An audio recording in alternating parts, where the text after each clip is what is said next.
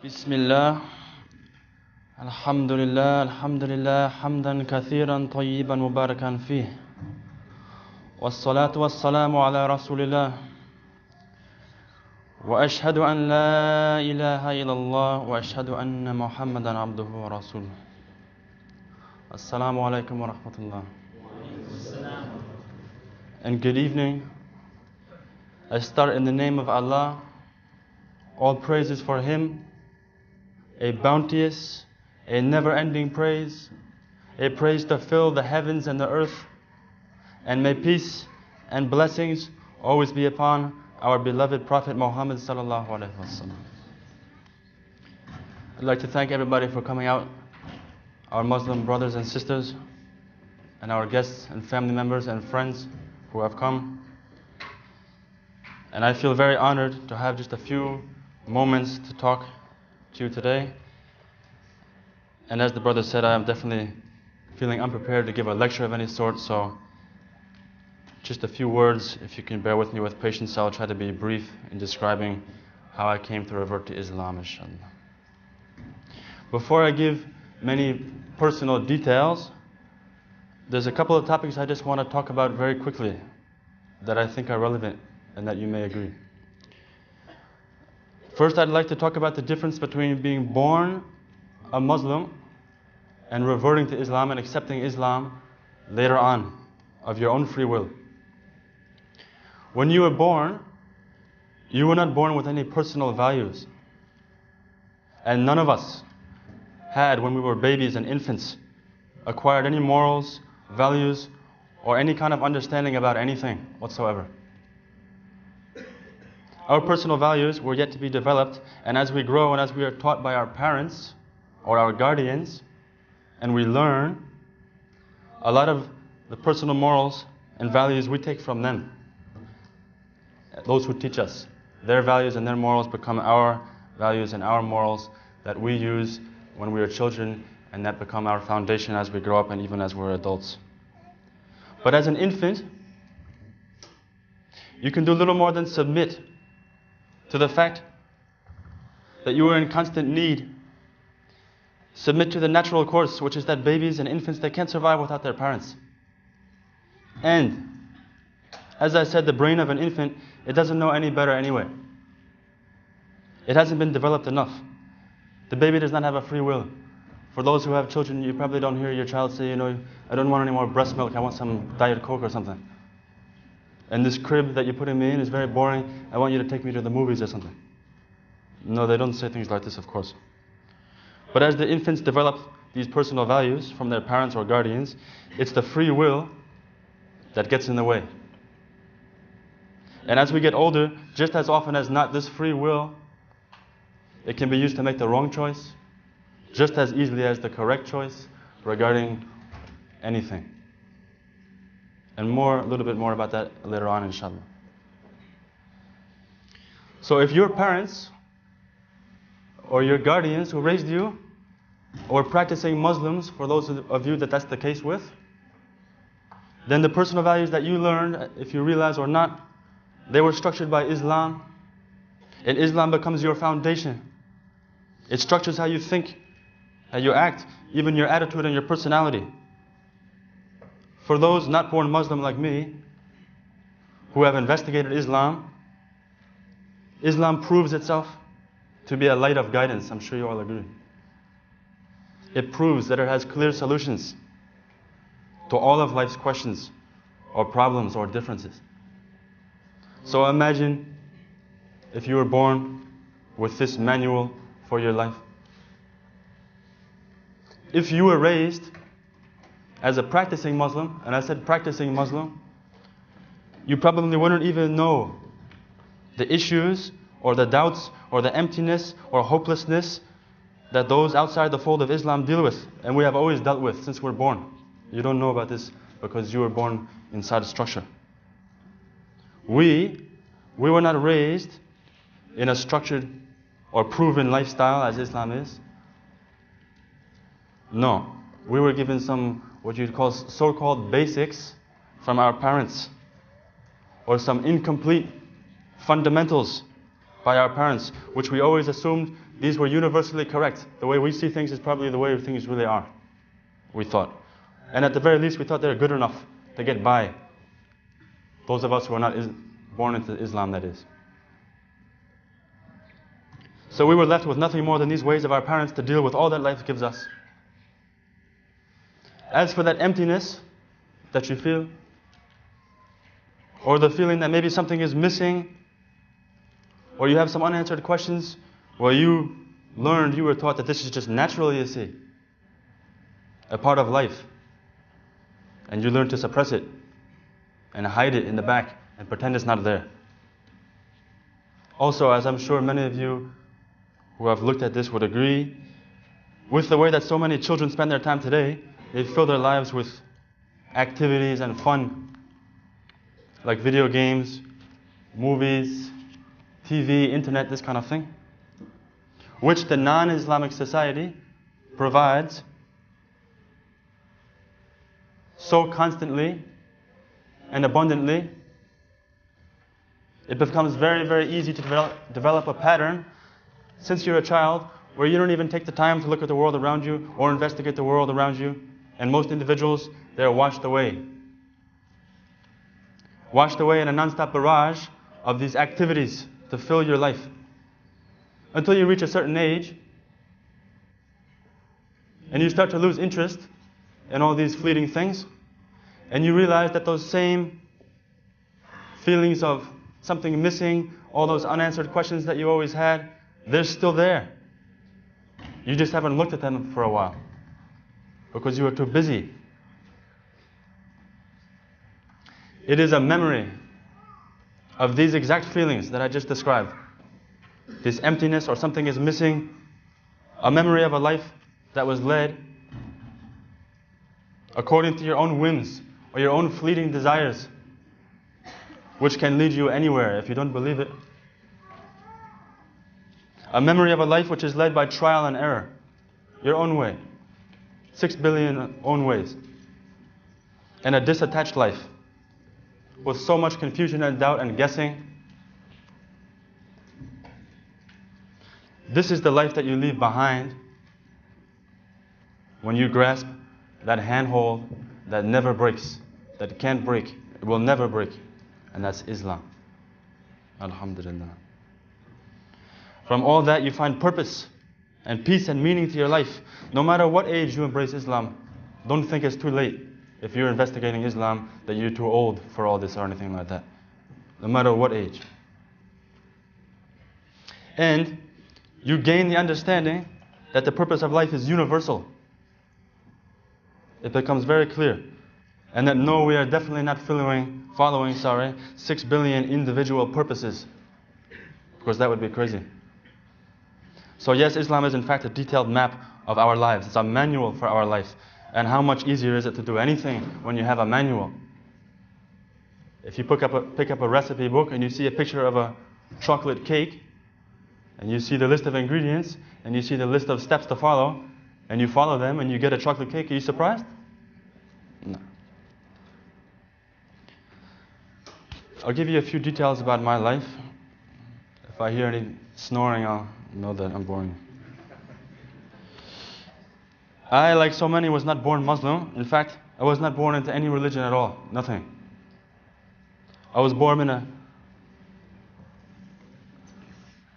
a suburb of New Jersey, which is referred to by those who know as the armpit of the world. And if you've lived there, you probably can guess why. In the 70s. And I moved to a rural section, a country section of New York, which is outside of the city, at the age of 2. My family was very poor. We lived in a trailer on property which used to be a farm. So you had barns and silos and this kind of thing. In a place like this, without TV, we weren't raised with any TV or video games, movies, nothing. We learned to occupy ourselves, and we learned how to pass the time and keep busy as children by spending time outdoors with nothing more than nature to keep you entertained, or maybe a few chickens. And you know how entertaining chickens are.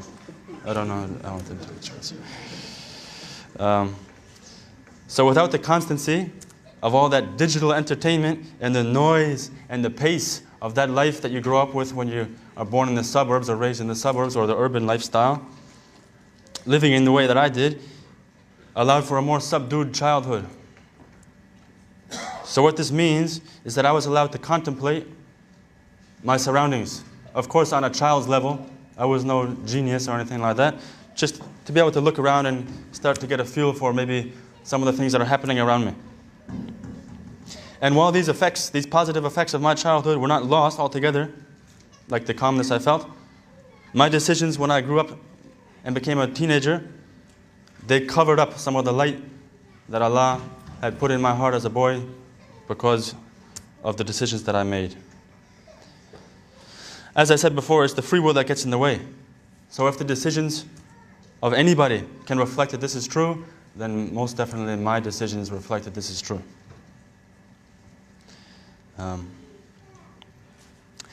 It's not that the benefits of that childhood that I had been brought up in were lost, like I said. It's just that without structure or purpose, it doesn't matter what benefits you have. Almost all of us will fall prey to making bad choices or following bad paths that have been made to look good. When you look at them, when you look to investigate them, you don't find any problem with them. They look like they're appealing, they look like there's nothing wrong. From about the age of 18, I pursued a number of varied lifestyles, you might say. Initially, I took up skydiving. I don't know if you know what that is. Jumping out of a plane.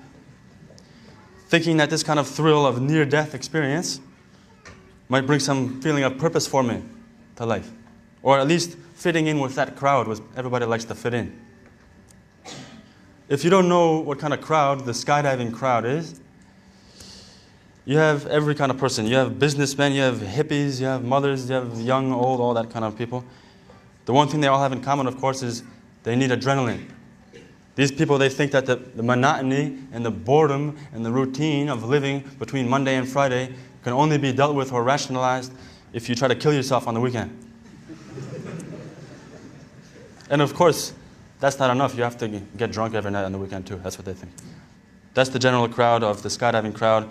And after passing a summer living in that kind of lifestyle of heading towards Earth at 500 kilometers an hour, I said that, and living all the abuses that they live, of course, all that it entails to be living in the skydiving lifestyle, if you want to call it that, I said that this is not a lifestyle that had any truth to it, and I'm going to look somewhere else. A few boring jobs that everyone would go through, and the next thing I did was go into the Navy. In the United States, of course. This is all taking place in the United States. All it took was about 6 months of shaving 2 or 3 times a day, doing push-ups at 3 in the morning in the snow when you're sick in northern Chicago in midwinter. And of course getting tear gas, which is part of the training. And just seeing the general mentality of these people who are in the military, which they're really geniuses. And of course, that's all it took for me to realize that this life, there's not really much truth in here. This is serving some function, and I don't want to really follow it. So after that, I moved back to New York and became involved with a small group of African musicians from Senegal in West Africa. I don't know if any of you know that place. At the core of the lifestyle of these African musicians was the drug marijuana. And as weeks and months became years, I became very, very addicted to this, to the extent that I was never not under the influence, ever. In case you don't know the mentality of the people that are addicted to this drug, it's that it rationalizes and vastly improves your life. That's what they think. By this point, my general attitude towards life was that I was above the concerns of all the crowds, and that through my varied experiences, which I thought were so great and so many, that I had taken away some kind of truth to all the little different lifestyles that I had seen. And then I was in some sort of privileged position, maybe, to have lived a sufficient number of ways to have some kind of outsider's look at all the people who are living these lifestyles, and even people living life in general. Which meant that I thought the way I was living, being under the influence of marijuana 24 hours a day, was the best life, if you can imagine that. What I failed to realize, of course, was that the motivating factor that drove me to look from lifestyle to lifestyle in the first place was trying to find truth or meaning. And that what I couldn't find in one lifestyle made me look to the next. And that what this drug had done, all it had done, was to cover me up. Just like many people are covered up. What are they covered up by? All the distractions that life gives you, so that you stop looking, you stop seeking, you don't want to know the truth anymore. You just get caught up in your day-to-day life. And like I said, this pattern goes along to you don't realize. So many years pass. And as I said, this peace that I was feeling, or I thought I was feeling, was chemically achieved. And my problems and emptiness and unanswered questions were chemically forgotten. In the midst of all this falseness and mental fog, I had the opportunity to travel to that country of Senegal, where the general atmosphere there is so different. If anybody's from some of those countries that resemble Senegal at all, I haven't traveled too much in Africa, but just the general way that people live life there, the falseness of so many of the beliefs that you're given when you live in a place like Australia or America or Europe, you see these things in their true light. What I mean is that the people there, they're so happy just to have some food or water or a roof over their head that they don't care they're living in a little shack. And we were getting worried and mad because of what stupid thing. So, over there, one of the first mornings I was there, about 5 in the morning, after hearing some goats and chickens and other things in the morning, I was already awake anyway, I heard a noise which sounded a little bit like this. Forgive me, I'm not very good, but Allahu Akbar, which of course is the adhan. And as you can imagine, your heart is touched. My heart was touched by that. When you hear this in the morning, you've already seen just a little bit of how life is different here, and then you hear this, you can imagine. When I returned to America, I had developed an interest in some of these customs. I was a little bit ignorant at the time, as you've understood from what I've said, so I didn't understand that a lot of these things were not Senegalese customs, they were actually Islamic customs that were mixed into the Senegalese culture. And out of pure interest, I happened to memorize a book of prayer, the whole prayer, just for interest. Alhamdulillah, no credit to myself. And I happened to find a book of some Islamic invocations. But as time passed in America, as any of you who have traveled to some place that had an effect on you, even those of you who have been to Hajj or something like this, the freshness and the closeness of those feelings that you feel, they start to fade a little bit. And I sank back into that lifestyle that I was living before. And the most funny thing of all is that throughout all those experiences of hearing the adhan and learning the salah and these things, I still had not given up smoking that drug. Finally, after some more time passed, I quit smoking, alhamdulillah. I studied a profession called scuba diving, which you probably know, taking people underwater, and traveled and wound up in an island called Harbor Island in the Bahamas. And I want to tell you very briefly about this island so that you never go there. This place is 5-kilometer long island, and it's 1 kilometer wide. It's in the middle of nowhere. It's in the Caribbean Sea. For those of you who don't know where the Bahamas are, it's an island nation in the Caribbean. This island is completely Christian. It's also a party island. The average mentality of the people there, the people who are there, they're tourists. They're here to get drunk. When I wake up to go to work at 7 in the morning, I'm passing somebody, he's on his 2nd beer. Or maybe he's on his 15th beer from last night, he hasn't gone to bed yet. So, because of my weakness, again, I sank back into the way these people are living. Also, no offense to anybody, but a lot of the women who traveled to this place came there only to meet some fantasy Rastafarian, Bahamian man on a horse or something like this. And so there was lots of fornication there as well. Almost done here. So, when I wasn't working, I was under the influence either of alcohol or that drug or both. And then later, even while I was working, can you imagine being 40 meters underwater under the influence of something? You're in a big mess. After so much of this kind of abuse, for any of you who have been unfortunate enough to live a life like this, you feel that you like to take a break sometime to clear your head from all these things you're putting into your body. And so from time to time, I would just stopped smoking, stopped drinking for a few days. Towards the end of my time on this island, it occurred to me that I had abused myself to such a point that I needed a little more than just one of these couple-day purges. So I decided I was going to do a loose resemblance of the Islamic fast, which meant, even though I was not a Muslim, that I saw some value in not drinking, not smoking, not eating, no fornication or anything like this. For 10 days, I decided.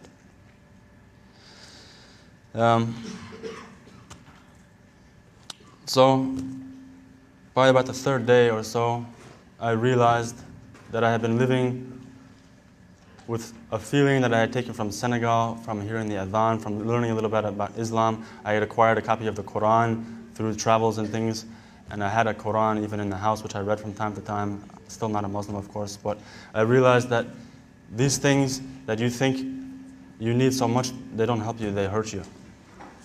And by about the fourth day, I said, Ashhadu an la ilaha illallah wa ashhadu anna Muhammadan Rasulullah.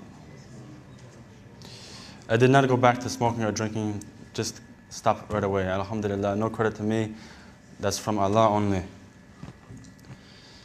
The problem was, like I said, this island is in the middle of nowhere. There's no Muslims there. So who's going to take shahada for me? No one. So I had to pray. I didn't know how to pray. What do I know about Islam? Hardly anything. But I take shahada with Allah as my witness. And I just try to live the best kind of Islamic lifestyle I can live for a couple of months. I had the opportunity to fly to the capital island of Nassau in the Bahamas, where there was one mosque in the entire nation, one mosque and about 20 Muslims, and took proper shahada, and alhamdulillah, I actually took nikah and shahada on the same day, and the woman who I had met in the Bahamas took shahada with me on the same day, alhamdulillah. Since then, alhamdulillah, we've been living as practicing Muslims, been blessed with a child, alhamdulillah, and the differences are very clear.